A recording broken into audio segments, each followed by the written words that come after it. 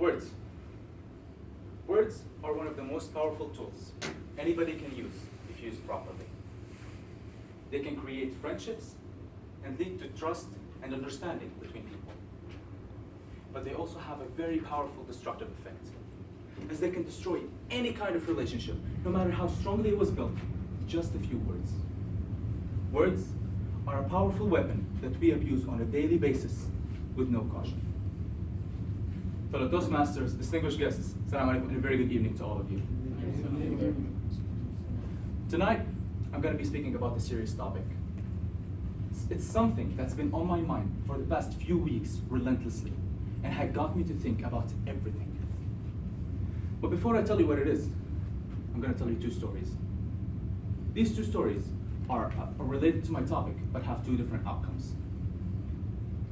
The first story is a personal one. It is about a friend of mine, whom we'll call Rashad for anonymity.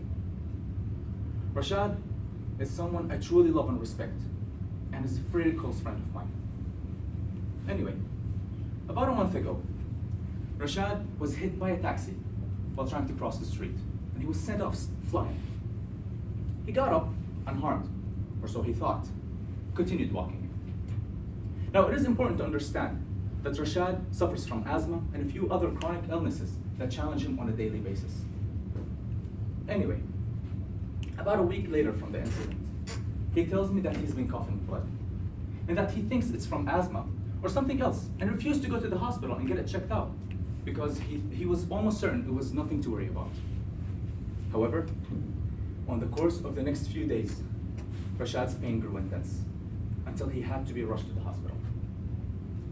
After a few tests, he found out what was causing him to cough blood. And when he told me, I felt like that would have been the worst thing he could have ever said to me. He said that that accident had caused him internal bleeding in his lungs. And since he evaded getting any medical attention, the problem had escalated rapidly and resulted in organ failure. Rashad had to spend the entirety of 8 weeks in a clean intensive care unit because of how severely his lungs were damaged.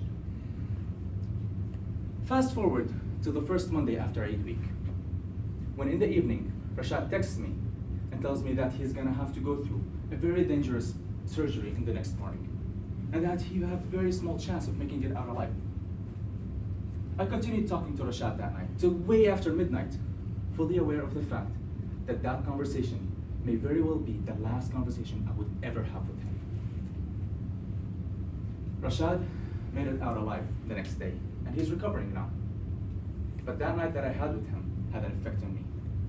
It made me realize that we're never really sure when it'll be the last time we'll hear back from someone, and that we're almost never able to anticipate it, which is what I'll get into in the second story. The second story is from a friend of mine, whom we'll call Khalid for anonymity as well. Khalid tells me that back in the 4th grade, he had a friend whose name we'll call Smith. Smith was Khalid's best friend at the time. They were really close, and they did everything together. Now, we should know that this story was when this story was taking place, Smith's birthday was right around the corner, and Khalid had bought him a present. So, when the day had come, Khalid put the gift in the bag, and he wanted to go to school. He was eager to see Smith's face expressions when he hands him his birthday surprise. He was understandably excited. So, when he reached school, he kept waiting for Smith to show up, but he never did. Smith did not come to school that day, nor the day after that, nor the day after that. His parents said that he was sick, but the truth was way more morbid. This story happened here in Al Khobar City in 2004. Some of you may know where I'm going with this, but in case you don't, 2004 was a year when multiple terrorist attacks had taken place in our beloved city. And on the morning of that day, Smith's school bus was shot at, and he could not make it out alive. These two stories are about losing people we care for, and they're not happy stories. Even though one of them does not end with death, they're not because of what they remind us of, mortality. Personally, I have learned a lot from these two stories. And I want to ask you all a few questions. What if the last conversation you had with someone was the last conversation you had with them? Would you be proud of it? Would you want the last thing you ever said to be the last thing you'll say to that person? If you knew when the last conversation is gonna happen, what are you gonna do about it? How are you going to shape the last few sentences you'll ever say to them? What will your last impression to that person look like? I've thought about these questions a lot, and they've kept me up numerous nights. And I knew that I had to do something about it. I thought about the people whom I've hurt but never apologized to. I thought about the arguments that I never settled, and I thought about the friends whom I've cut relations with. And I knew that I had to fix that. I had to apologize to the people whom I've hurt. I had to settle the arguments that I've left hanging, and I knew that I had to deal with all of my unfinished business.